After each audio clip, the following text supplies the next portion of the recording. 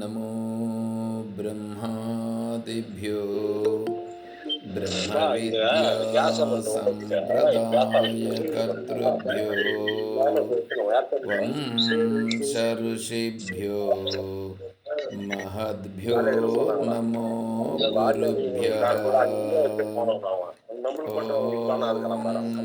ॐ शङ्कारूपेण मच्चित्तं पङ्कीकृतमभूद्यया किं करीयस्य सा माया शङ्कराचार्यमाश्रयेत् ॐ युक्ताहारविहाराय विविक्तस्थलवासिने मलयाळयतीन्द्राय ब्रह्मनिष्ठाय ते नमः।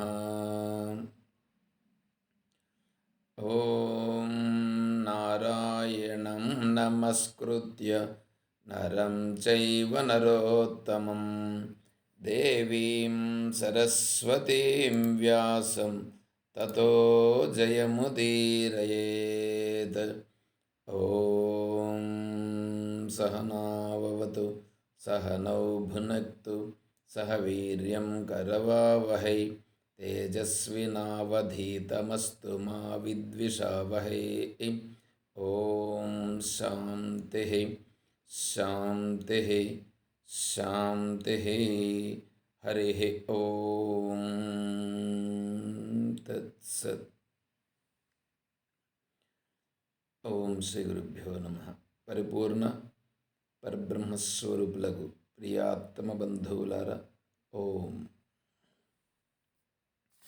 మనము 10వ అధ్యాయం విచారం చేసుకుంటున్నాం, విభూతి యోగం. అయితే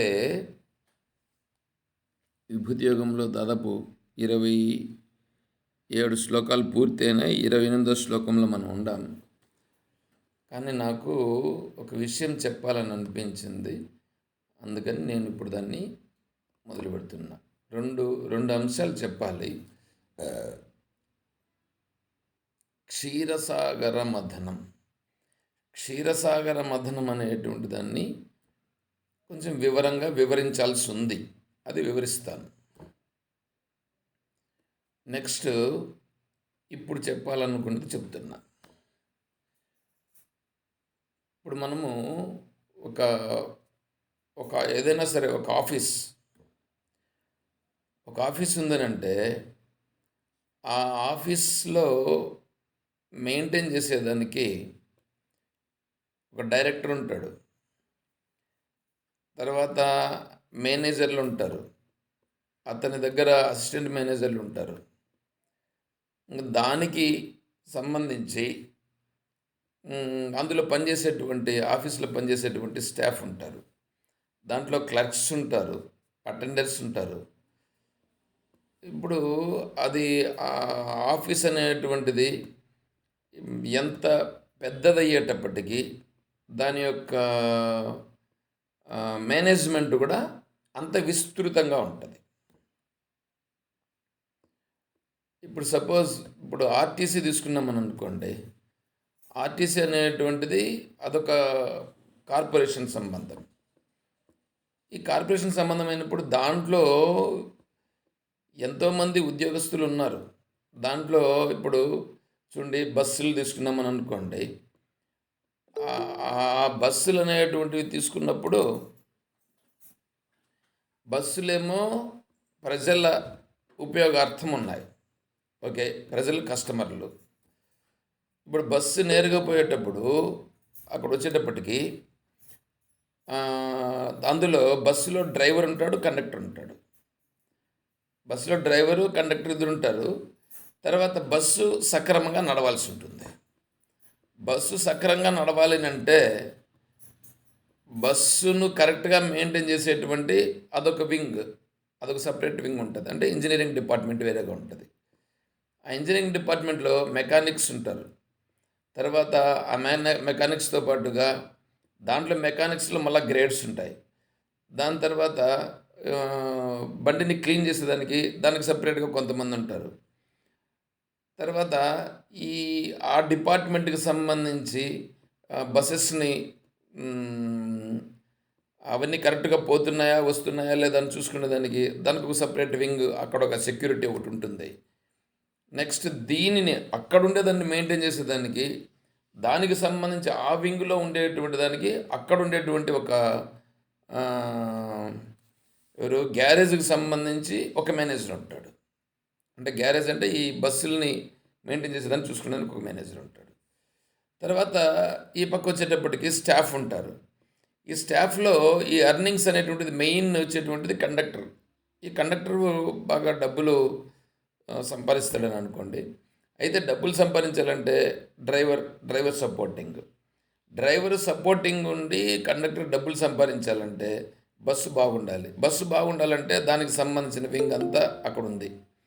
అదేవిధంగానే ఈ కండక్టర్ డ్రైవర్ ఉన్నప్పుడు వీళ్ళిద్దరూ ఈ బస్సులో వచ్చేటువంటి ఆదాయాన్ని వీళ్ళందరికీ పంచాల్సి వస్తుంది. అందరికీ పంచాల్సి రావడం అంటే ఇప్పుడు వీళ్ళు మధ్యలో ఏమైనా ఇబ్బంది చేసేదానికి అవకాశం ఉంటుంది కాబట్టి వీళ్ళపైన మళ్ళీ సూపర్విజన్, దీనికి మళ్ళీ అంచెలంచెలుగా గ్రేడ్స్ ఉంటాయి. తర్వాత ఈ బస్సుల్ని ఎట్లా మెయింటైన్ చేయాలి, ఏ విధంగా పంపించాలి, ఏ రూట్లో పంపిస్తే ఎట్లా ఆదాయం వస్తుంది అనేటువంటి దానికి ఒక సపరేట్ మళ్ళీ వింగ్ ఒకటి ఉంటుంది. కాబట్టి ఇప్పుడు ఏంటంటే ఒక విభాగం అనేది తీసుకున్నప్పుడు ఆ విభాగము ఒక ఏరియాలోనే ఉండదు. ఇదంతా కూడా ఇప్పుడు ఆంధ్రాకి సంబంధించి ఒక ఇది ఉంటుంది. ఇంతకుముందు ఆంధ్ర తెలంగాణ అంతా కలిసి ఒకటి ఉంది. అంతకుముందు ఆర్టీసీ ప్లస్ రైల్వే రెండు కలిసి ఉండినాయట ఒకప్పుడు. ఈ ఆర్టీసీను రైల్వే రెండు కూడా కలిసి ఉన్నాయట. అవి తర్వాత వేరైనాయి. అంటే ఇప్పుడు రైల్వే తీసుకున్నామనుకోండి, ఇప్పుడు ఆర్టీసీ చిన్న తక్కువైపోతుంది. రైల్వే తీసుకున్నప్పుడు ఏమవుతుందంటే అది సెంట్రల్ అంటే ఎంత వింగ్ వస్తుంది, దీన్నంతా మెయింటైన్ చేయాలంటే దాంట్లో ఎంతమంది ఇంజనీర్స్ ఉంటారు, ఎంతమంది మెకానిక్స్ ఉంటారు, దానికి సంబంధించి వర్కర్స్ ఎంతమంది ఉంటారు. దాంట్లో మళ్ళీ ఒక స్టేషన్ తీసుకుంటే ఆ స్టేషన్లో పనిచేసేటువంటి విభాగాలు ఎంతమంది, ఇక్కడ మళ్ళీ టికెట్ కౌంటర్లో ఎంతమంది ఉంటారు, మళ్ళీ చెక్కింగ్ ఎంతమంది ఉంటారు, ఇట్లా దీనిపైన మళ్ళా ఇవంతా చూసి లాస్ట్కు ఫైనల్ ఎక్కడ వస్తుందంటే ఒక రైల్వే శాఖ కాటికి వస్తుంది. సో మళ్ళీ దీనికి సంబంధించి మళ్ళీ అడ్మినిస్ట్రేషన్ మళ్ళీ చూస్తే ఇది ఒక్కొక్క శాఖకు సంబంధించి ఒక్కొక్క అడ్మినిస్ట్రేషన్ ఉంటుంది. అంటే ఇప్పుడు స్టేట్లో అడ్మిషన్ ఒక విధంగా ఉంటుంది, సెంట్రల్లో అడ్మిషన్ ఒక విధంగా ఉంటుంది. అయితే ఇప్పుడు స్టేట్లో ముందు ఎలా ఉన్నది, స్టేట్లు ఏర్పడక ముందు చిన్న చిన్న రాజ్యాలు ఉన్నాయి. అప్పుడు ఆ చిన్న చిన్న రాజ్యాలు ఉండి రాజ్యాలుగా రాజులు పరిపాలించుకుంటూ వాళ్ళ రాజ్యాన్ని వాళ్ళు పరిపాలించుకునేవాళ్ళు. అది తర్వాత క్రమంగా ఏమైంది, ఆ రాజ్యాలన్నీ ఇప్పుడంతా ఒకటయ్యి ఇప్పుడు భారతదేశం ఏర్పడింది.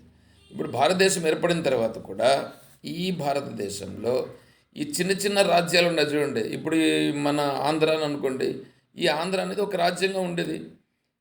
ఈ రాజ్యం కూడా ఇప్పుడు ఏమైపోయింది, సెంట్రల్ కిందనే పెట్టుకుంటూ సెంట్రల్ అధీనంలో ఉంటూ ఇది జరుగుతుంది. అంటే ఇప్పుడు మనం దీని గురించి చెప్పాలంటే ఏం చెప్పాలంటే, అక్కడ ఉండేటువంటి సెంట్రల్లో ఉండే ఆయనేమో చక్రవర్తి, ఇప్పుడు వీళ్ళేమో రాజులు. ఎవరు, ఆంధ్రాకు ఒక రాజు అయితే, తెలంగాణకు ఒక రాజు అయితే, ఇంక ఈ పక్క కర్ణాటక ఒక రాజు అయితే, ఈ పక్క చెన్నైకి ఒక రాజు అయితే, వీళ్ళందరూ ఉంటారు. ఇట్లా కేరళకు ఒక రాజు, ఇవన్నీ ఉత్తరప్రదేశ్, దక్షిణ, ఇవంతా ఏంటంటే అన్నీ వస్తాయి. సో వీటన్నింటినీ ఇప్పుడు 23 రాష్ట్రాలు అయితే 23 మంది రాజులు ఉంటారు. ఈ 23 రాజుల పైన ఆయన రారాజు ఒక ఆయన ఉన్నాడు. సో ఇప్పుడు ఇవి ఏంటంటే, ఇవి ఈ సెంట్రల్ అనేటువంటిది ఈ రారాజు యొక్క కంట్రోల్లో ఇవన్నీ ఉన్నాయి. ఆ రారాజు కంట్రోల్లో ఇవన్నీ ఉంటే ఈ లోకల్లో ఇతనికి సంబంధించినటువంటివన్నీ చేసుకుంటుంటారు వీళ్ళు. ఏమంటే మనం భగవద్గీతను చెప్పుకుంటున్నామా, లేకపోతే ఏమన్నా ఒక సోషల్ దీనికన్నా వెళ్ళిపోయినామా అంటే ఇది భగవద్గీతకు చాలా చాలా దగ్గరైనటువంటి అంశం. అందుకని నేను ఇప్పుడు దాన్ని చెప్పాల్సి వస్తూ ఉంది. ఎప్పుడు 10వ అధ్యాయం స్టార్టింగ్లోనే చెప్పి ఉండాలి. సరే, స్టార్టింగ్లోనే చెప్పి ఉండాల్సిన కూడా మధ్యలోనైనా సరే కొద్ది కొద్దిగా ఆలోచన చేస్తే ఇది ఎట్లా ప్రయోజనం అనేటువంటిది మళ్ళీ తెలుస్తుంది. సరే, కొద్దిగా వినండి. సో ఇప్పుడు ఏమైపోతుంది, ఒక్కొక్క రాజ్యంలో ఉండేటువంటిది ఆ రాజు అధీనంలో జరుగుతూ ఉంటాయి. ఇప్పుడు ఈ రాష్ట్రంలో జరిగేటువంటివి ఈ రాష్ట్రంలో జరుగుతుంటాయి, ఈ వీళ్ళ కంట్రోల్లోనే జరుగుతూ ఉంటాయి అన్నీ. కానీ ఈ రాష్ట్రంలో జరిగేటువంటివి ఏదైనా ఒకవేళ ఇబ్బందికరమైన అంశాలు ఉంటే దాన్ని సెంట్రల్ కిందకి తీసుకెళ్తారు. సెంటర్లో ఉండేటువంటి వాళ్ళు దీన్ని మళ్ళీ ఇక్కడ ఆమోదించి దాన్ని అమలు చేయాల్సి వస్తుంది. వీనంతటా వీడు సక్రమంగా వీడే ఏదో ఒకటి చేసుకునేదానికి కూడా లేదన్నమాట. అంటే ప్రత్యేక రాజ్యంగా ఉంటూనే మళ్ళీ ఆ సెంట్రల్ యొక్క ఆధిపత్యంలో ఇవన్నీ ఉంటాయి. చూడండి, అప్పుడు ఏమైపోయింది, వీళ్లకు స్వయం ప్రతిపత్తి ఉంటూనే మళ్ళీ కేంద్రం యొక్క ఆధిపత్యం అనేటువంటిది చాలా స్పష్టంగా ఉంటుంది. ఈ విధంగా ప్రతి దానికి ఒక్కొక్క దానికి సంబంధించి సెంట్రల్లో కేంద్రంలో ఒక్కొక్క వింగ్, ఆ వింగ్కు దానికి ఒక అధిపతి, వీళ్ళందరూ కలిసి ఇప్పుడేమవుతుంది, ఈ అధిపతులందరూ కలిసి దానికి ఒక పార్లమెంట్, ఆ పార్లమెంటులో మళ్ళీ ఒక ప్రధానమంత్రి, తర్వాత వీళ్ళందరూ చాలదని మళ్ళీ రాష్ట్రపతి. చూడండి ఎంత ఎంత ఇది వచ్చిందో. ఇవన్నీ ఉండగానే దీంతో పాటుగా ఏంటంటే మళ్ళీ అక్కడ కూడా ఏమైనా సమస్యలు వచ్చాయనుకోండి. ఇంతకుముందు అబ్దుల్ కలాం గారు ఒక ప్రశ్నలు లేవనెత్తారు. ఆ ప్రశ్న ఏంటంటే అంటే రాష్ట్రపతి అమలు చేయాల్సినటువంటి అంశంలో ఇది రాష్ట్రపతి అమలు చేయాలనా లేదా పార్లమెంట్ అమలు చేయాలనా అనేటువంటిది ఏదో అక్కడ ఒకటి క్వశ్చన్ ఒకటి రైజ్ చేస్తే అది సుప్రీంకోర్టుకు పోయింది. సుప్రీంకోర్టు ప్రధాన న్యాయమూర్తిని నియమించే విషయంలో అక్కడ ఒక ఇష్యూ వచ్చింది. అప్పుడు లేవనెత్తారన్నమాట రాష్ట్రపతి గారు దానికి సంబంధించిన అంశాన్ని. అప్పుడు అది కొంచెం పెద్ద పెద్ద చర్చ జరిగింది అప్పుడు. ఇప్పుడు కూడా చూడండి, ఎవరో ఒక అతను లేవనెత్తాడు, ఏమని, ఢిల్లీలో అంత కాలుష్యం అయిపోయింది కాబట్టి ఢిల్లీ రాజధానిగా సరిపోదు, హైదరాబాద్ను రాజధానిగా చేస్తాము అని ఎవరో అన్నారు. దానికి లేవనెత్తారు. హైదరాబాదు కంటే కూడా అమరావతి ఇంకా మంచిది అని చెప్పేసి వీళ్ళు ఒకటి ఏదో లేవనెత్తారు అని నేను చూస్తున్నాను. అది కరెక్ట్గా నేనైతే పేపర్ చూడడం లేదు ఈ మధ్యలో, కానీ అదేదో వస్తున్నట్లుగా ఉంది. సో దానిపైన ఒక పెద్ద ఇది జరిగినట్లుగా ఉంది. అంటే ఇప్పుడు ఏమైపోతుంది, ఎవరో ఏదో ఒకటి లేవనెత్తితే దానిపైన పెద్ద చర్చ జరుగుతుంది. అదేవిధంగానే ఇప్పుడు ఇక్కడ కూడా ఏమైపోతుందంటే అప్పుడు రాష్ట్రపతి సుప్రీం ఈ దేశానికి రాష్ట్రపతికే ప్రాబ్లం ఏదన్నా అంటే అక్కడ ఏదన్నా ఒక ఇది వచ్చినప్పుడు దాన్ని ఎవరు ఉన్నప్పుడు దానికి సుప్రీంకోర్టు వెళ్ళి సుప్రీంకోర్టు అవన్నీ కూడా దానిపైన చేయాల్సి వస్తుంది. అంటే రాష్ట్రపతితో సుప్రీంకోర్టు సమానమా కాదా అనేటువంటిది మళ్ళీ అక్కడ విషయం వస్తుంది. కాబట్టి రాష్ట్రపతే సుప్రీం అనేటువంటిది వస్తుంది అనుకోండి. అయినా సుప్రీంకోర్టుకి అన్ని అధికారాలు ఉంటాయి, రాష్ట్రపతికి కూడా అన్ని అధికారాలు ఉంటాయి. అయితే సుప్రీంకోర్టు పరిధి, రాష్ట్రపతి పరిధి వేరువేరుగా ఉంటాయి. కానీ ఫైనల్గా రాష్ట్రపతి చెప్పింది జరుగుతుంది. రాష్ట్రపతి చెప్పేది సుప్రీంకోర్టుకు అనుగుణంగా ఉండాల్సి వస్తుంది. మళ్ళీ అక్కడ అవన్నీ కూడా ఉంటాయి. సరే, అవన్నీ ఇక్కడ మనకు సంబంధించిన అడ్మినిస్ట్రేషన్కి సంబంధించినటువంటి అంశాలు. ఇవన్నీ ఎందుకు చెప్పానంటే మీరు ఒకసారి ఆలోచన చేయండి. మన ఇంటిని మెయింటైన్ చేయాలంటేనే, మన ఇంటిలో మనం మెయింటైన్ చేయాలంటేనే మనకు ఎవరెవరున్నారు, ఎవరెవరితో ఎలా ఎలా చేయాలి, ఎవరెవరికి వాటిని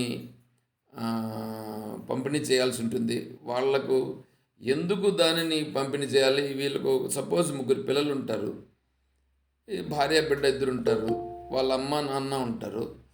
ఇలా ఉన్నప్పుడు ఇప్పుడు భార్య భర్త ఇద్దరున్నారు, సంపాదించేది ఒకరో ఇద్దరో సంపాదిస్తుంటారు. ఈ మళ్ళీ తల్లిదండ్రులు ఇద్దరున్నారు, మళ్ళీ ముగ్గురు పిల్లలు ఉన్నారు, ముగ్గురు పిల్లలు చదువుతున్నారు.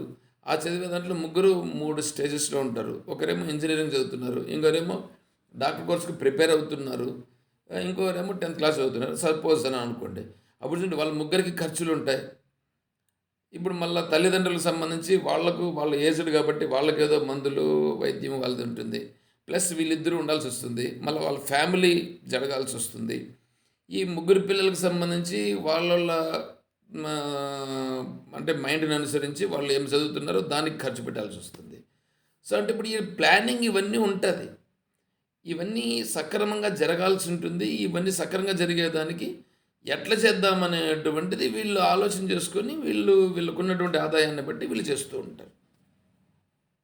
దీంట్లో అప్పుడప్పుడు గలాట్లు వస్తుంటాయి, ఒకసారి గలాట్లు లేకుండా ఉంటాయి, కలిసిపోతూ ఉంటారు. ఇవి జరుగుతూ ఉంటుంది. ఇదే సంసారం అనేటువంటిది జంజాటం. ఈ సంసారము మనది చిన్నది. ఇంటిలో ఉండేది చిన్న సంసారం. రాష్ట్రంలో ఉండేటువంటిది చూడండి, ఇంటిలో ఉండేటువంటిదే పంచాయతీ, పంచాయతీనే మండలం, మండలంలో ఉండేటువంటిదే ఆ, ఇంతకుముందు తాలూకాలు ఉన్నాయి, ఇప్పుడు తాలూకాలు లేవు. ఒక కాన్స్టిట్యుయెన్సీ, మళ్ళీ జిల్లా, అటు నుంచి జిల్లా నుంచి రాష్ట్రం, రాష్ట్రం నుంచి ఇప్పుడు కేంద్రం. చూడండి ఇప్పుడు ఇవంతా కూడా అడ్మినిస్ట్రేషన్ పెరిగేటప్పటికి ఎంత పెరిగిపోయిందో. ఇప్పుడు ఇక్కడ నేనేమంటానంటే, నువ్వు ఒక ఒక రాజ్యానికి సంబంధించి తీసుకుంటే ఎన్ని ప్రాబ్లమ్స్ ఉంటాయి, ఎన్ని జరుగుతూ ఉంటాయి. మరటువంటిప్పుడు ఇంత పెద్ద సృష్టి ఉందే, ఇంత పెద్ద సృష్టి ఉన్నప్పుడు, ఈ సృష్టి అనేటువంటిది జరుగుతూ ఉన్నప్పుడు దీని యొక్క అడ్మినిస్ట్రేషన్ సక్రమంగా లేకపోతే అప్పుడు ఈ సృష్టి అంతా కూడా ఎట్లా ఉంటుంది చెప్పండి? ఎంత చిన్నాభిన్నం అయిపోయేటువంటి పరిస్థితి వస్తుంది. అంటే ఈ సృష్టిని నడిపిస్తున్నటువంటి వాడు ఎంత ఎట్లుండాలా, పరిపక్వమైనటువంటి స్థితిలో ఉండాలి చెప్పండి. ఏమండి వినిపిస్తుంది కదా నేను మాట్లాడుతుండేది? సార్ వినిపిస్తుంది సార్.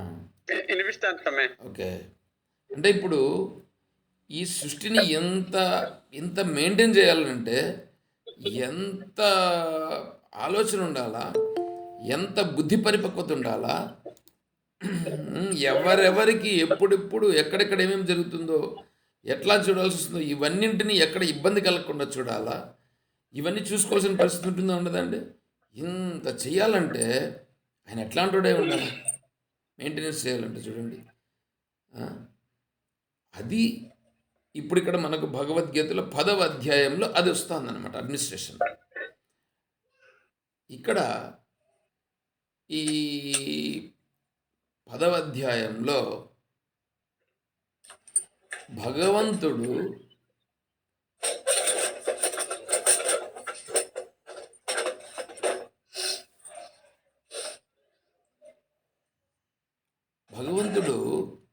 ఈ సృష్టినంతా మెయింటైన్ చేస్తున్నాడు. ఈ సృష్టిని మెయింటైన్ చేస్తూ ఆయన సృష్టిని సృజించింది తనే, సృష్టిని మెయింటైన్ చేస్తూ ఉండేది తనే, సృష్టిలో ప్రాబ్లమ్స్ లేకుండా చేస్తూ ఉండేది తనే, సృష్టిలో ఎవరెవరికి ఏమేం కావాలనో ఇస్తూ ఉండేది తనే, ఆ సృష్టిలో వీటన్నింటినీ అనుభవించేట్లుగా ఉండేది కూడా తనే. చూడండి ఎట్లా ఉందో, తానే అన్ని ప్రదేశాల్లోనూ తానే ఉన్నాడు, తానే ఉండి తానే చేస్తున్నాడు. అంటే ఇప్పుడు ఏంటి, ఇప్పుడు ఒక ఆఫీస్ మెయింటైన్ చేయాలని అనుకోండి, ఆఫీస్ జరగాలని అనుకోండి, చిన్న ఆఫీస్లోనే చిన్న సింపుల్గా చిన్న ఆఫీస్ అంటే ఒక మేనేజర్, కనీసం ఒక ఇద్దరు క్లర్క్స్, ఒక అటెండర్, ఒక డిప్యూటీ మేనేజర్, కనీసం అంటే ఒక స్వీపరు, వీళ్ళు ఎవరో ఒకరు ఉంటారు. అంటే కనీసం అంటే ఒక 5 మంది 6 మంది స్టాఫ్ ఉండాల్సి వస్తుంది. చిన్న ఆఫీస్ అంటే కూడా ఒక 5-6 మంది ఉండాల్సి వస్తుంది. మరి ఇంత ఈ చిన్న దాంట్లోనే ఒక 5-6 మంది ఉన్నప్పుడు 5-6 మంది చేసే పనులు ఉంటాయి. ఇప్పుడు 5-6 మంది చేసే పనులను 5-6 మందే చేస్తారు. 5 మందే సపరేట్‌గా చేస్తారు. మళ్ళీ వీడు చేసే పని వాడు చేయడు, వాడు చేసే పని ఇంకోడు చేయడు. ఆఫీసర్ పని ఆఫీసర్ చేస్తాడు, క్లర్క్ పని క్లర్క్ చేస్తాడు, అటెండర్ పని అటెండర్ చేస్తాడు, స్వీపర్ పని స్వీపర్ చేస్తాడు. చూడండి ఎట్లా ఉంటుంది ఇది. వీళ్ళు ఒకరి పని ఇంకొకరు చేయరు. ఇప్పుడు ఇక్కడ ఈ ఈ జగత్తులో ఇన్ని విభాగాలు ఉన్నాయి. ఎన్ని విభాగాలు ఉన్నాయంటే ఇన్ని విభాగాలు ఉన్నాయి చూడండి. వీటన్నింటికి ఏమంటే ఒక్కొక్క విభాగమునకు గణము అని పేరు. ఒక విభాగానికి గణం, ఇంకొక విభాగానికి గణము అని పేరు. అంటే దేవతలది ఒక గణం, రాక్షసులది ఒక గణం, తర్వాత మనుషులది ఒక గణం, తర్వాత ఈ ఖగోళంది ఒక గణం, భూలోకంది ఒక గణం, అక్కడ వాళ్ళకి సంబంధించి సైన్యం ఉంటే సైన్యంది ఒక గణం. ఈ ప్రపంచంలో ఎవరెవరైతే అంటే పండించే వాళ్ళది ఒక విభాగం ఉంటుంది. పండించే వాళ్ళది ఒక విభాగం అయితే దానికి ఒక గణం, దాన్ని ఖర్చు పెట్టేటువంటిది ఒకటి ఉంటుంది, దానికి ఒక గణం. సరే, అంతా అయిన తర్వాత క్లీనింగ్ ఒక డిపార్ట్మెంట్ ఉంటుంది, అదొక గణం. చూడండి ఎట్లా ఉంటుందో. ఇట్లా గణము వీటన్నింటినీ గణములు అని అంటారు. అట్లా విభాగం అట్లా ఒక విభాగం అని చేసినప్పుడు గణములు అని అంటారు. ఈ గణములకన్నింటికి అధిపతి ఒకరు ఉంటారు. ఈ గణములన్నింటికి అధిపతియే గణపతి. గణములన్నింటికి అధిపతి గణపతి. అందుకే ఆయన్ను గణాధిపతి అని అంటారు. గణాధిపతి అని అన్నప్పుడు మన దృష్టిలో వినాయక స్వామిని తీసుకుంటారు. ఇక్కడ ముందర పెట్టుకున్నాం మన వినాయక స్వామిని. గణానాం త్వాం గణపతిగం హవామహే కవిం కవీనాముపమశ్రవస్తవం జ్యేష్ఠరాజం బ్రహ్మణాన్ బ్రహ్మణస్పద ఆనశృణ్వన్నోతిభిः సేదసాదనం. ఈ గణానాం త్వాం గణపతిగం, ఈ గణములన్నీ ఎవరి అధీనములో ఉన్నవో ఆ గణపతి యొక్క ఆధ్వర్యములో ఇవన్నీ జరుగుతున్నాయి. అటువంటి గణపతికి నమస్కారం అని మనం చెప్తుంటాం ప్రారంభంలో. సరే, ఇప్పుడు ఇవన్నీ ఎందుకు చెప్తున్నామంటే, ఇప్పుడు ఇక్కడ ఆఫీస్లో ఇక్కడ సపరేట్ వింగ్స్ ఉండి సపరేట్గా ఉంటే వాళ్ళు వేరువేరుగా పనిచేస్తున్నారు. కానీ ఇక్కడ మనకు జరుగుతున్నటువంటిది ఏంటంటే, ఇక్కడ భగవంతుని యొక్క డిపార్ట్మెంట్లో, ఈ సృష్టి డిపార్ట్మెంట్లో సృష్టి ఏర్పడేదానికి సత్వగుణం రజోగుణం తమోగుణంగా తనే అయ్యాడు. సత్వగుణం రజోగుణం తమోగుణంగా తనే అయ్యి మళ్ళా దానిలో నుంచి ఈ సృష్టిని ఏర్పాటు చేసేదానికి ఉపాదాన కారణంగా తనే అయ్యాడు. దాంట్లో ఉపాదాన కారణంగా అయినప్పుడు అంటే అది తయారయ్యేదానికి, ఈ సృష్టిని నిర్మించేదానికి ఎవరైతే ఒక మెటీరియల్ని తీసుకొని పనిచేస్తారు. మామూలుగా ఇప్పుడు స్టీల్ సామాన్లన్నీ కావాలనుకోండి, స్టీల్ ఫ్యాక్టరీ అనేటువంటిది ఒక ఫ్యాక్టరీ ఉంటుంది. దాంట్లో పనిచేసే వర్కర్స్ వేరుగా ఉంటారు. ఈ వర్కర్స్ వేరే, అక్కడ స్టీల్ అనేటువంటి దాంతో పనిచేసి స్టీల్ సామాన్లు అనేటువంటివి వస్తాయి. అంటే ఆ సామాన్లు వచ్చేది వేరే, ఈ తయారు చేసేవాడు వేరే. ఈ తయారు చేయగా వచ్చినటువంటి సామాన్లు అనేటువంటి దానికి మెటీరియల్ వేరే, ఆ మెటీరియల్ ఈ తయారు చేసేటువంటి వాడు వీడు వేరే. అంటే ఈ వ్యక్తి ఆ మెటీరియల్తో పనిచేసి ఈ సామాన్లన్నీ బయట తీస్తాడు. ఈ సామాన్లు తయారు చేసే వ్యక్తి ఒకటి కాదు, అంటే వ్యక్తి వేరే, ఈ తయారు చేసినటువంటి సామాన్లు వేరే ఉంటుంది సహజంగా. ఇక్కడేమంటే ఈ సృష్టి తయారు చేయాలంటే ఆ సృష్టి తయారు చేసేదానికి కావాల్సిన మెటీరియల్ తనే, తయారు చేసింది తనే, రెండు చేశాడు. అంటే ఈ సృష్టిని తయారు చేసింది తనే చేశాడు. తనే ఎట్లా చేశాడు? ఈ మెటీరియల్తో తనే చేశాడు. ఆ మెటీరియల్ ఎక్కడి నుంచి వచ్చింది? ఆ మెటీరియల్ కూడా తనే అయ్యాడు. అంటే మెటీరియల్ పంచమహాభూతములుగా తనే అయ్యాడు. ఆ పంచమహాభూతములతో తయారు చేసింది తనే తయారు చేశాడు. ఈ పంచమహాభూతములు ఎక్కడి నుంచి వచ్చినాయి? సత్వరజస్తమో గుణాల నుంచి వచ్చినాయి. ఆ సత్వరజస్తమో గుణాలు ఎక్కడి నుంచి వచ్చినాయి? అది ఆత్మస్వరూపం నుంచినే అక్కడి నుంచినే వచ్చినాయి. ఆకాశ అంటే ఇదంతా కూడా అవ్యక్తం మహత్ మహతో అహంకార అహంకారాత్ పంచతన్మాత్రాన్ని పంచతన్మాత్రేభ్యో పంచమహాభూతాన్ని ఈ పంచీకరణంలో ఇవన్నీ వస్తాయి. మొదట్లో అవ్యక్త స్వరూపం ఉన్నదనేసి బృహదారణ్యకోపనిషత్తులో అవ్యాకృతమని వ్యాకృతమని వివరణ వస్తుంది. అవ్యాకృతం అని అంటే ఈ సృష్టి పుట్టక ముందు ఉన్నటువంటి స్థితిని అవ్యాకృతం అని అంటారు. తర్వాత వచ్చిన తర్వాత వ్యాకృతం అంటే బాగా వివరంగా ఒకటొకటి విభజిస్తూ ఇలా అంత బాగా ఇది కావడం అనేటువంటి దాన్ని బాగా దాని యొక్క అదేం కావాలి, అది బాగా స్పష్టంగా ప్రకటమగుట. ఆ ప్రకటమయ్యేటువంటిది ఏదైతే ఉన్నదో అది వచ్చేసి వ్యాకృతం. అలా అంటే ఇప్పుడు గర్భంలో పిండం ఏర్పడిందని అనుకోండి. పిండం ఏర్పడి క్రమంగా ఏమవుతుంది? పెరిగి శిశువులాగా ఒక రూపాంతరాన్ని సంతరించుకుంటుంది. శిశువులాగా రూపాంతరాన్ని సంతరించుకొని తర్వాత బయట వచ్చిన తర్వాత శిశువు వాడు పెరిగి మళ్ళీ పెద్దోడు అవుతాడు. దాన్ని ఇప్పుడు ఏమంటున్నాం? మొదటి స్థాయిలో నుంచి పై స్థాయికి వచ్చి ఆ రూపాంతరం చెంది ఇట్లా పెరిగాడుగా.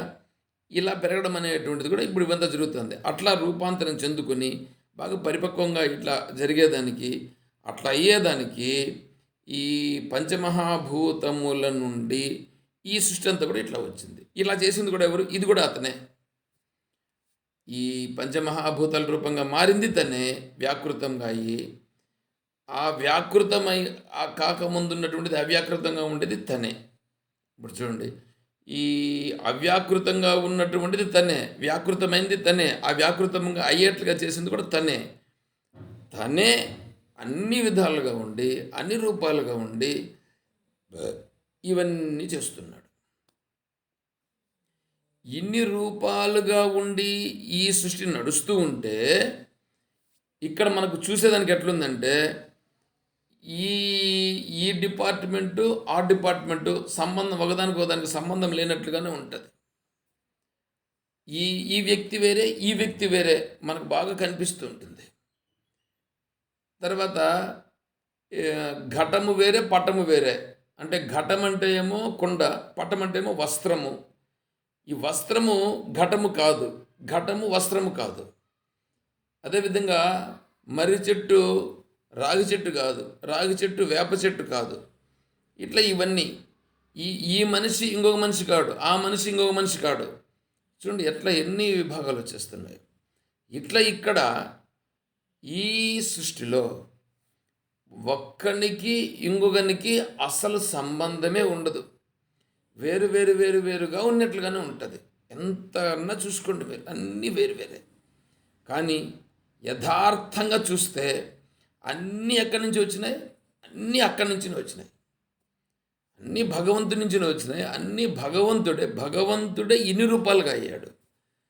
భగవంతుడే ఇన్ని రూపాలుగా అయ్యి భగవంతుడే ఇన్ని వ్యవహారాలను చేస్తూ ఇట్లా ఉంటే మనం ఎలా చూస్తున్నాం దాన్ని? ఇది భగవంతుడు దీనికంటే వేరుగా ఒకడున్నాడు. ఆయన దీన్నంతటిని ఏదో జరుగుతూ ఉంటే దీన్ని చూస్తూ ఉన్నాడు, దీన్ని కాపాడుతూ ఉన్నాడు. వీళ్ళు ఎవరన్నా కోరితే భగవంతుడు అనుగ్రహిస్తాడు. వీళ్ళెవరు కోరకుండా పోతే కన్నా ఒక్కొక్కసారి ఇతని మీద వీళ్ళపైన కూడా భగవంతునికి కోపం వస్తుంది.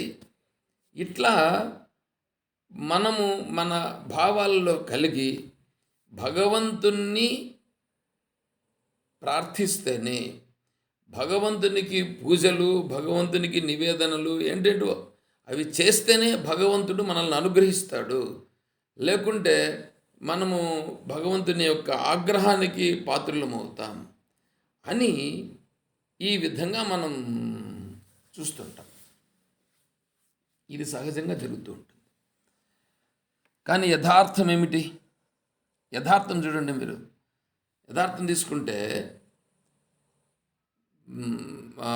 కుమ్మరివాడు అనేకమైనటువంటి కుండలు, బాణలు, మూకట్లు, ప్రమిదలు, కూజాలు అనేక రకం చేస్తాడు.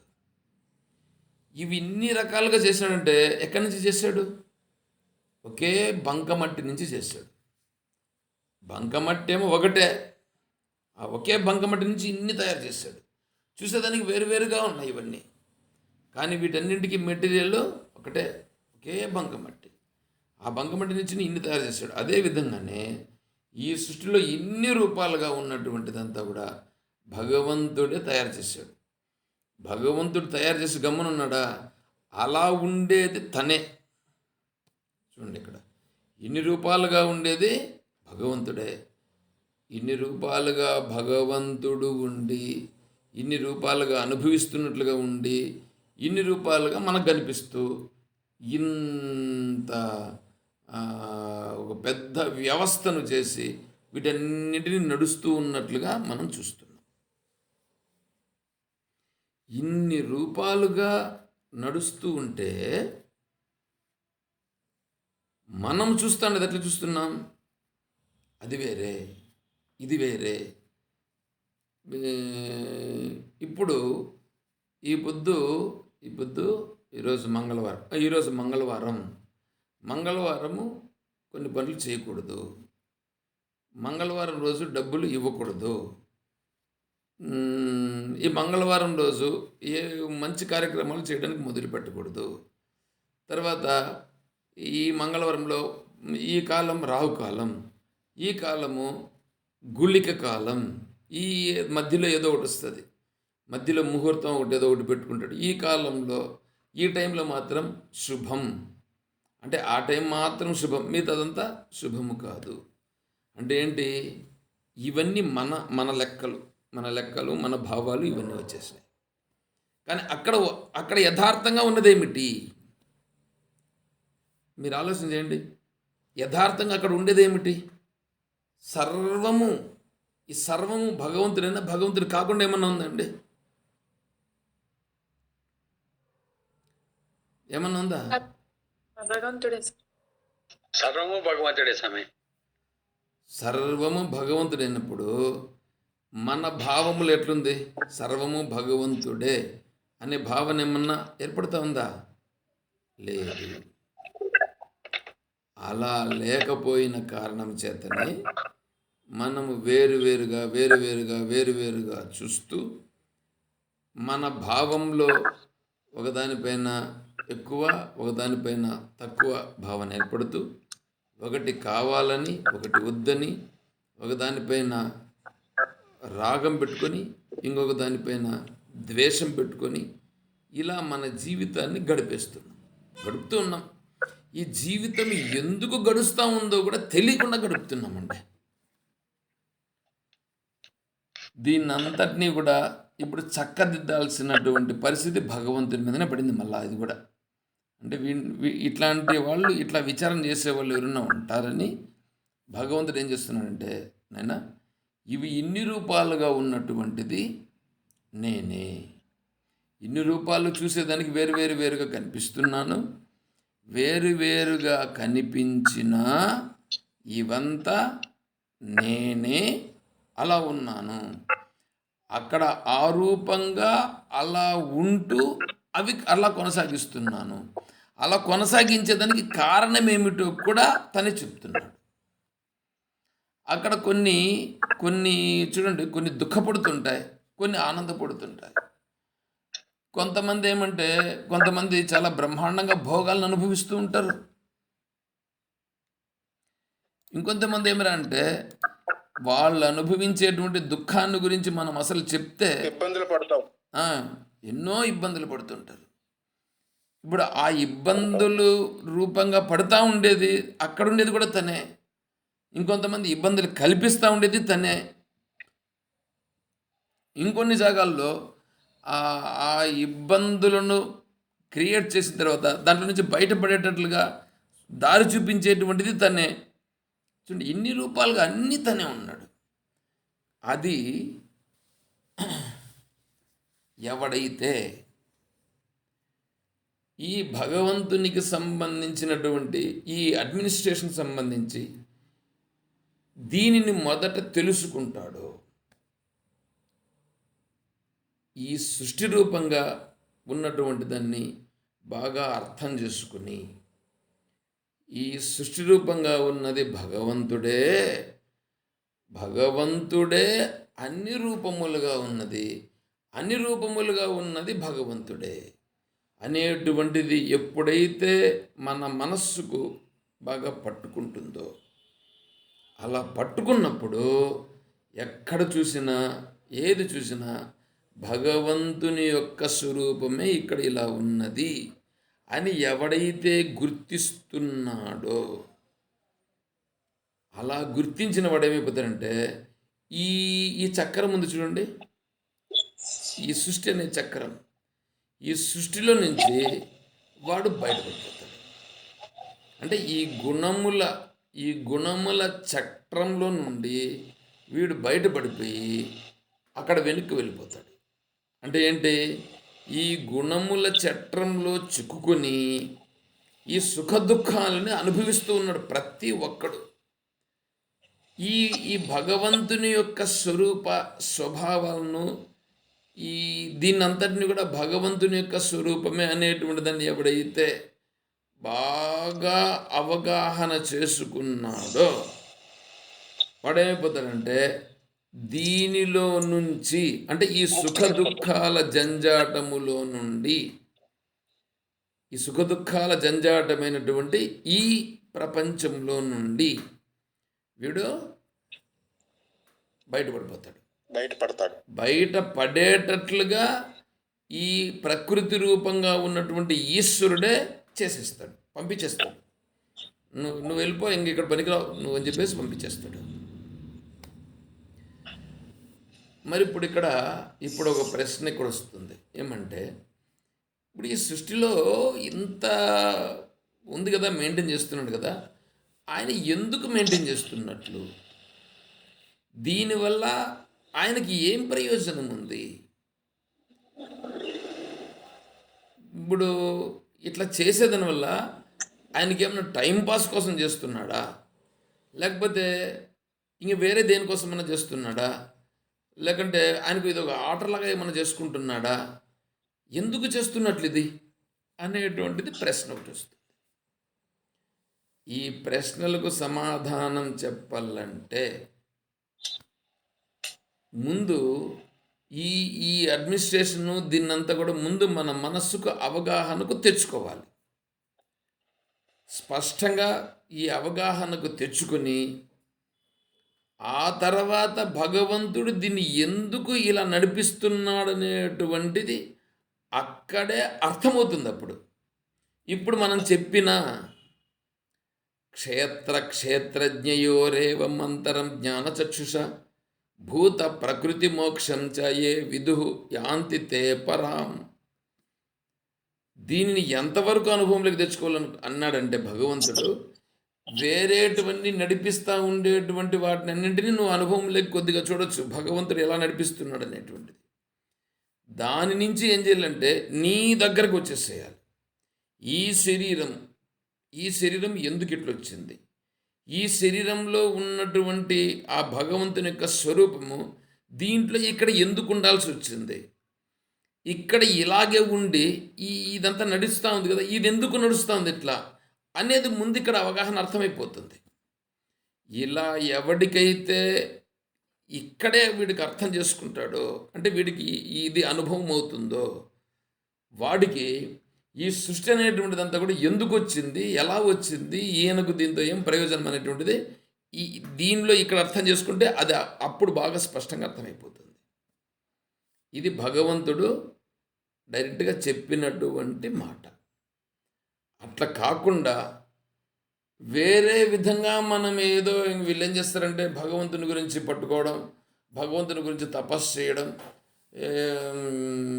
ఇక్కడ ఉంటే సరిపోదని చెప్పి మేము ఎక్కడో హిమాలయ పర్వతాలకు వెళ్తామని అనడం, లేదంటే ఇంకెక్కడన్నా వెళ్ళిపోయేసేసి నేను కూర్చొని తపస్సు చేసుకొని భగవంతుని మెప్పించి, ఇంతకుముందు ధ్రువుడు, ఆ, ఇంకా కొంతమంది మహర్షులుగా ఉండేటువంటి వాళ్ళు ఒంటికాల మీద నిలబడి తపస్సు చేసినారు కాబట్టి నేను కూడా ఒంటికాల మీద నిలబడి కొంత తపస్సు చేస్తాను.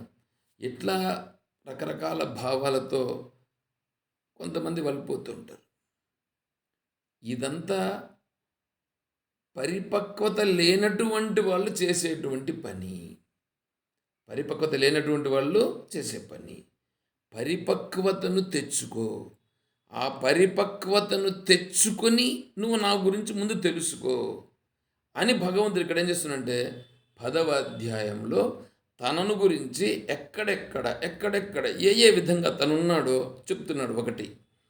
రెండవది, నా గురించి బాగా ఎవడెవడైతే బాగా స్పష్టంగా అనుభవంలోకి తెచ్చుకున్నాడో వాళ్ళందరూ నా గురించి తెలుసుకుని వాళ్ళు దీంట్లో నుంచి బయటపడిపోయినారు.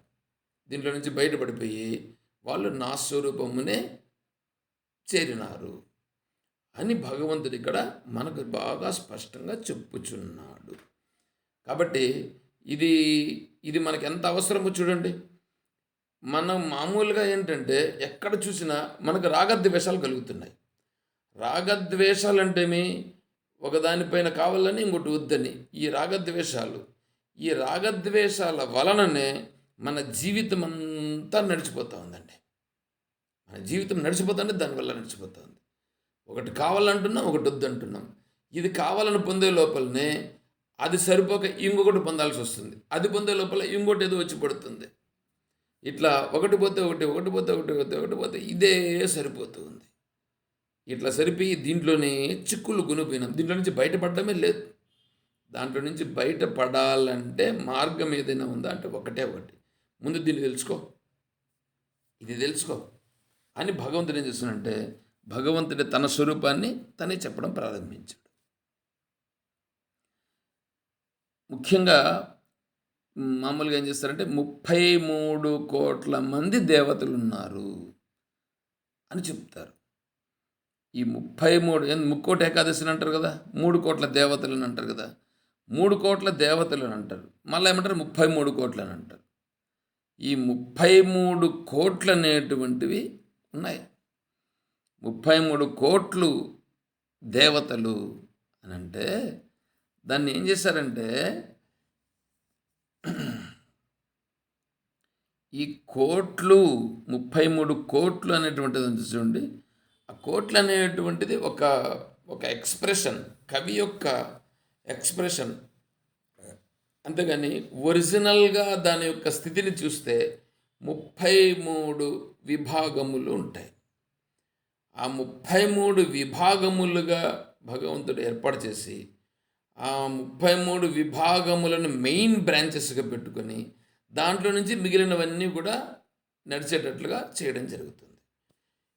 వీటిని మళ్ళా ఇంకా కంక్లూషన్ చేస్తూ వస్తే దాంట్లో నుంచి ఇప్పుడేమవుతుందంటే పంచమహాభూతాల దగ్గరికి వస్తుంది. పంచమహాభూతముల నుంచి ఇంకా మినిమైజ్ చేస్తే సూక్ష్మ పంచమహాభూతాలు వస్తాయి. ఆ సూక్ష్మ పంచమహాభూతాలకు ఇంకా మినిమైజ్ చేస్తే చూడండి మహత్తత్వం వస్తుంది. అది ఇంకా మినిమైజ్ చేస్తే మహత్తత్వం అనేటువంటిది కొద్దిగా తెలియడం తెలుస్తుంటుంది. దానికంటే ఇంకా మినిమైజ్ చేసినప్పుడు అవ్యక్తం అనేటువంటిది వస్తుంది. కాబట్టి దీనిని ఒకసారి మనం పరిశీలించి తెలుసుకుంటే ఇదంతా భగవంతుని యొక్క వైభవమే అనేది మనకు బాగా అర్థమవుతుంది. అప్పుడు మాత్రమే రాగద్వేషాలు అనేటువంటివి క్రమంగా తగ్గిపోతాయి. అంటే ఇదంతా ఈశ్వరుని యొక్క ప్రభావమే అనేది తెలియాలి. ఇది ఈశ్వరుని యొక్క ప్రభావమే అని తెలిసిన తరువాతనే వీడు ఆత్మజ్ఞానానికి పైకి పంపించబడతాడు. 12వ అధ్యాయంలో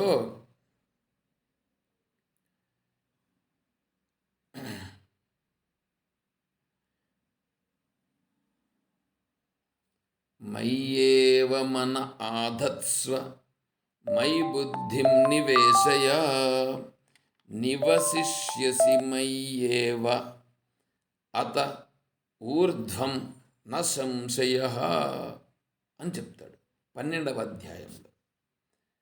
12వ అధ్యాయం భక్తి యోగం.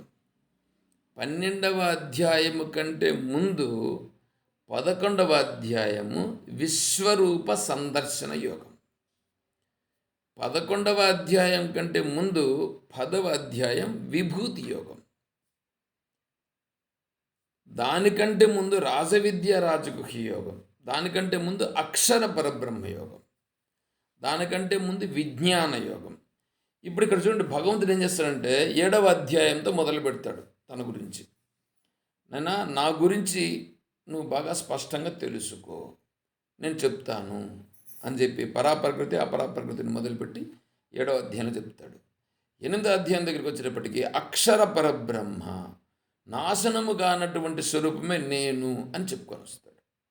9వ అధ్యాయంలోకి వచ్చేటప్పటికి నాశనము కానటువంటి పరబ్రహ్మలో నుంచి ఈ జగత్తంతా కూడా ఉన్నది, ఈ సకల సృష్టి అంతా కూడా ఏర్పడింది, ఈ సకల సృష్టి రూపంగా ఉన్నటువంటిది ఉంది, కానీ దాని యందు నేను లేను, నా యందు అవన్నీ కూడా ఉన్నాయి అని చెప్తాడు.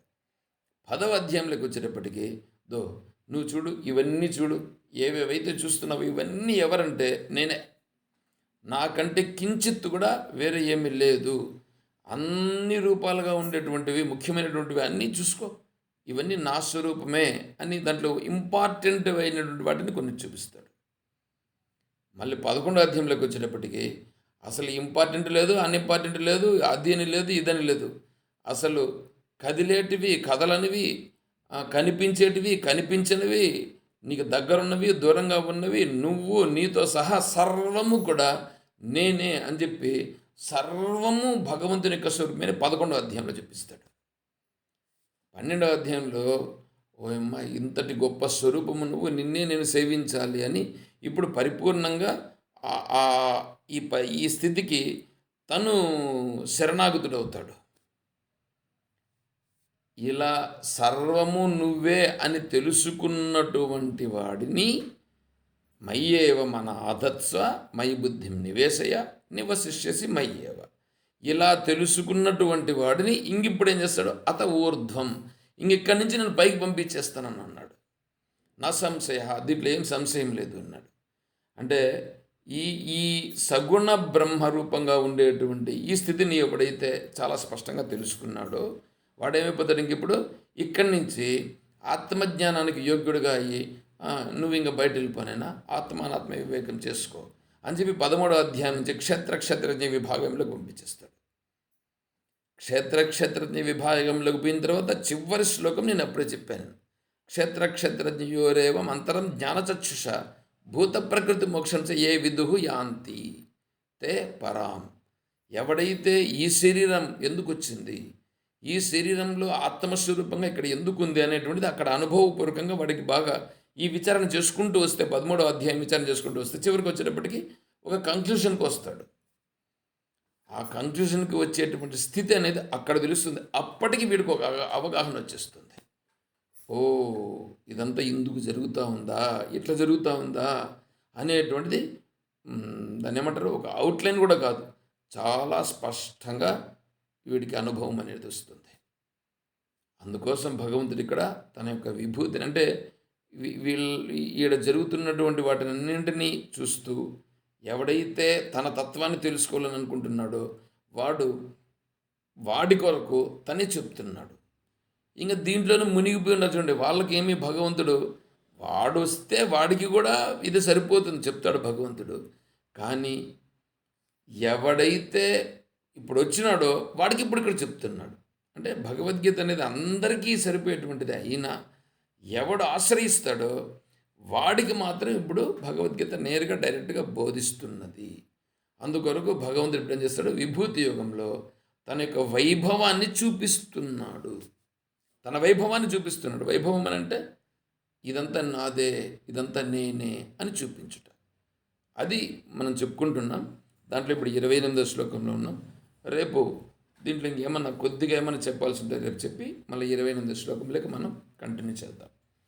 ఏమంటే ఇదేమన్నా కొద్దిగా అర్థమైందా, ఉపయోగపడేట్లుగా ఉందా? అర్థమైంది సార్. ఎందుకు ఇది ఉపయోగమవుతుందో కూడా తెలిసిందా? అంటే మనిషి సరైన మార్గంలో వెళ్ళడానికి ఉపయోగపడుతుంది. అంటే అసలు విషయాన్ని తెలుసుకోవడానికి ఇది ఒక మార్గాన్ని చూపిస్తుంది సార్. ఒక మార్గం చూపిస్తుంది. ఫస్ట్ మూలాలు తెలుసుకోవాలి. అందుకని అసలు విషయంలోకి వెళ్ళాలంటే ఇక్కడ అడ్డంకులు ఉంటాయి.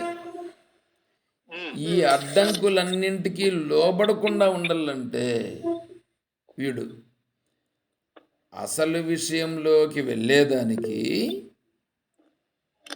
వీడు చెప్పండి అమ్మా, ఎవరు ఏదో రేజ్ చేసినట్లున్నారు. గమ్యం ఏంటో తెలుసుకొని మనం ఎక్కడికి చేరాలి అనే ఒక నిశ్చయానికి రావడానికి తెలుస్తుంది అనుకుంటాను. అట్లా కాదు, వీడు మనము అసలు మార్గానికి అసలు ఎందుకు దాన్ని చేరాలి, అప్పుడు వచ్చే ఏవైతే అవాంతరాలు ఉన్నాయో, మనకి ఏవైతే డౌట్స్ ఉన్నాయో అది ఈ స్టేజ్ లో క్లియర్ అయితేనే అక్కడికి వెళ్ళగలం. అవును, ఈ స్టేజ్లో క్లియర్ అయిపోవాలి. ఇవి ఈ క్లియర్ కాకుండా పోతే మనం ముందుకు పోయేటప్పటికి ఏమవుతుందంటే ఇవన్నీ వెనకాల మైండ్లో ఉండి ఇవి మళ్ళీ మనల్ని వెనక్కు లాగుతాయి. అలా వెనుకకు లాగి వీడి కింద పడిపోకుండా ఉండాలంటే ఎందుకంటే వాడు ముందుకు పోయేటప్పటికి ఓహో ఇది ఇందుకు ఇట్లా జరుగుతుంది కదా, ఇది భగవంతుడు ఇందుకోసం ఇలా చేపిస్తున్నాడు అనేది వీడికి ఒక క్లియరెన్స్ వచ్చేస్తుంది. ఆ క్లియరెన్స్ ఎప్పుడైతే వచ్చిందో జరుగుతుంది, జరగనండి, నేను దీంట్లో ఇంక నేనేం చేయాల్సిన ఏం పని లేదు అనేటువంటి స్థితి వచ్చేస్తుంది వాడికి. ఇది భగవంతుడు చేసేటువంటి పని, భగవంతుడు చేసే పనిలో నేనేం చేసేది ఉండదు, నేను ఇక్కడ ఏం చేయాలనో అది మాత్రమే చేస్తాననేటువంటి స్థితి వస్తుంది. అందుకొరకు భగవంతుడు ఇప్పుడు ఇక్కడ ఈ క్లియరెన్స్ చేస్తున్నాడు అన్నమాట. క్లియరెన్స్ చేస్తున్నాడు కాదు, వీడికి ఆ వివేకాన్ని కల్పిస్తున్నాడు. అది సరే, ఇప్పుడు ఈ సృష్టి అంతా భగవంతుడు సృష్టించినదే అని చెప్తున్నారు కదా. అవును, సృష్టించినదే అయితే సృష్టించి అంత తానే ఉన్నాడు అనేది ఎట్లా సార్ అప్పుడు? అదే వ్యాకృతము అవ్యాకృతం అనేటువంటిది అదే చెప్పాను నేను. దానికి అభిన్న నిమిత్తోపాదానము అనేటువంటి దాన్ని విచారణ చేయాల్సి వస్తుంది. దాన్ని కూడా చెప్దామని అనుకున్నాను కానీ ఇంకా మీకు అంతా తెలిసిందే కదా, ఉపాదాన కారణము నిమిత్తోపాదాన కారణము ఇవన్నీ తెలిసిందే కదా మీకు. ఉపాదాన కారణాలు తెలుసు కదా. తెలియదు సార్. గోదాలక్ష్మి గారు అడిగారు. మేము కొత్తగా వచ్చాం కదా, మాకు తెలియదు అనమాట. తర్వాత రేపు చెప్పండి సార్, పర్వాలేదు. గోదాలక్ష్మి గారు, సార్ ఉపాదాన కారణము ఇవి అంటే మనసే సృష్టించింది అని మీరు చెప్తారు కదా, అదే అంటారా?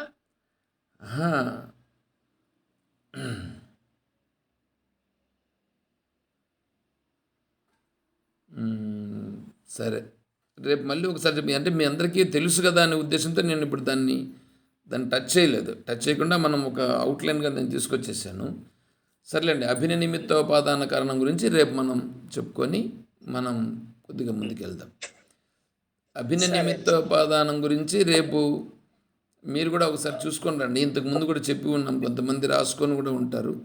మీరు కూడా ఒకవేళ నోట్ చేసుకొని ఉండొచ్చు, గోదాలక్ష్మి గారు కూడా నోట్ చేసుకొని ఉండొచ్చు. చూడండి ఒకసారి.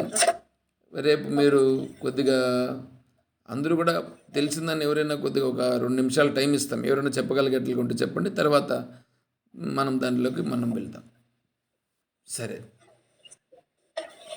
ఏమైనా ప్రశ్నలు అడిగేట్లుగా ఉంటే కూడా రేపు మళ్ళా మీరు దీనిపైన ప్రశ్నలు అడిగితే దాన్ని చూసుకొని ముందుకు చూసుకొని మనం పోవచ్చు.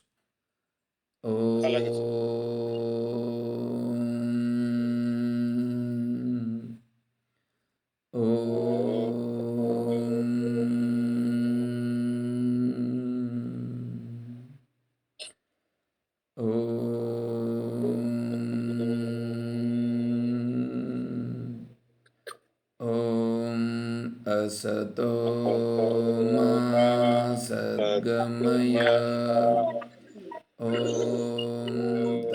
तमसो मा ज्योतिर्गमय ॐ मृत्योर्मा अमृतं गमय ॐ शान्तिः शान्तिः शान्तिः हरिः ॐ तत्सत् ॐ सर्वं श्री सद्गुरुचरणारविन्दार्पणमस्तु।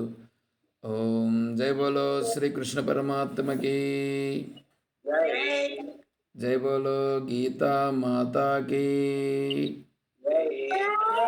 जय बोलो भक्त मंडली की हर नमः पार्वती पतये हर हर महादेव शंभो शंकर। जय सीताराम हरि ओम तत्सत ओम हरि ओम हरि ओम हरि ओम ओम।